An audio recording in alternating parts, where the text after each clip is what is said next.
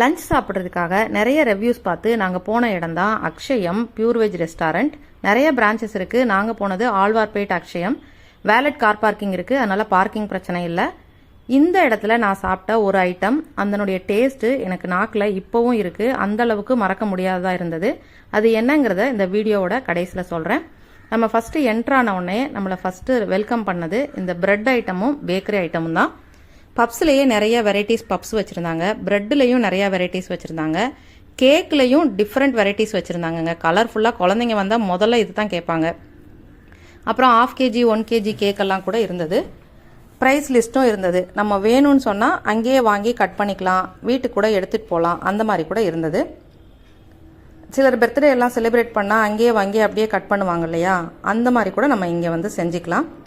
ஒரு 4 ஸ்டெப்பு மேலே ஏறி போனால் ஸ்நாக்ஸ் ஐட்டம்ஸ்லாம் இருந்தது. ஸ்நாக்ஸ் வந்து சாப்பிட்றதுக்காக ஒரு 4-5 டேபிள் போட்டு அந்த ஏரியாவை அரேஞ்ச் பண்ணியிருந்தாங்க. ஸ்நாக்ஸ் வந்து உண்மையிலே சொல்கிறேங்க, நான் இந்த மாதிரி எங்கேயுமே பார்த்ததில்ல. காரம் வெரைட்டி முறுக்கு மட்டும் ஒரு 20 முறுக்கு இருந்ததுங்க. இந்த பாருங்க, பிங்க் கலரில் ஒரு பீட்ரூட் முறுக்கு கூட இருந்தது. அந்த அளவுக்கு நிறைய வெரைட்டிஸ் ஆஃப் முறுக்கு, ஊறுகாய், அப்புறம் பொடி வகைகள். மிச்சரில் பார்த்திங்கன்னா ஒரு 10 வெரைட்டி மிச்சரு. சேவு பார்த்திங்கன்னா அது ஒரு 4-5 வெரைட்டி சேவு. இந்த சில்லு கருப்பட்டின்னு சொல்லுவோம்ல, அதெல்லாம் ட்ரெடிஷ்னல் டிஷ்ஷு, அதுவும் இருந்தது. குக்கீஸ் இருந்தது. ஸ்வீட்ஸு, உண்மையிலே நான் ஸ்வீட்ஸை பற்றி சொல்லியே ஆகணும். 200 வகையான ஸ்வீட்ஸ் இருந்திருக்கும். ஆனால் நான் கம்மியாக தான் சொல்கிறேன், கவுண்ட் பண்ணி பார்க்கல. அவங்களுக்கே அந்த பேர் மறந்துடும் போல இருக்குது, அந்த அளவுக்கு ஸ்வீட்ஸ் வெரைட்டிஸ் இருந்தது. எதை கேட்டாலும் இது வந்து இந்த ஊரில் ஃபேமஸ்ஸு அப்படின்னு சொல்கிறாங்க. பாம்பே ஹல்வா அந்த மாதிரிலாம். இப்போ அசார்டட் ஸ்வீட்டும் வச்சுருந்தாங்க. நம்ம வேணும்னா அப்படியே வாங்கிட்டு போகலாம், இல்லை யாருக்கும் அது கிஃப்ட் பண்ணணும்னா அதுக்கேற்ற மாதிரி கிஃப்ட் ரேப்பரோட கூட வச்சுருந்தாங்க.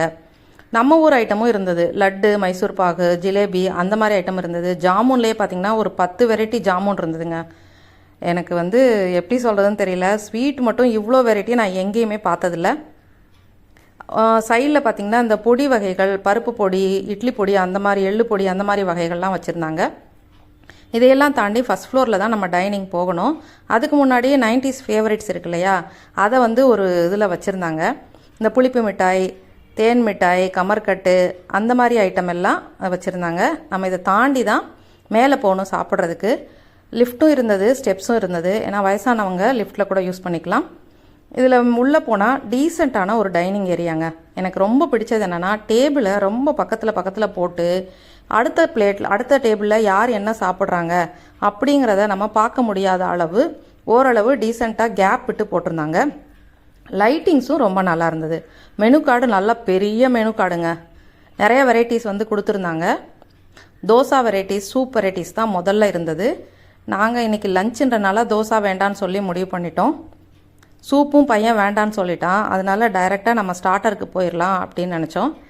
அடுத்து பார்த்திங்கன்னா சைனீஸ் ஐட்டம்ஸ் இருந்தது. நூடுல்ஸு, ஃப்ரைட் ரைஸ் அந்த மாதிரி இருந்தது. அதுவும் வந்து வேண்டான்னு டிசைட் பண்ணிட்டோம்.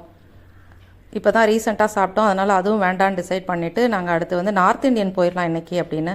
என் ஹஸ்பண்ட் மீல்ஸ் போதுன்னாரு. சாம்பார், ரசம், வத்தக்குழம்பு, பொரியல், கூட்டோட மீல்ஸும் டீசெண்டாக இருந்ததுங்க. நாங்கள் ஃபஸ்ட்டு ஆர்டர் பண்ணது வந்து ஸ்டார்டர் தான். பன்னீர் டிக்கா ஆர்டர் பண்ணியிருந்தோம்.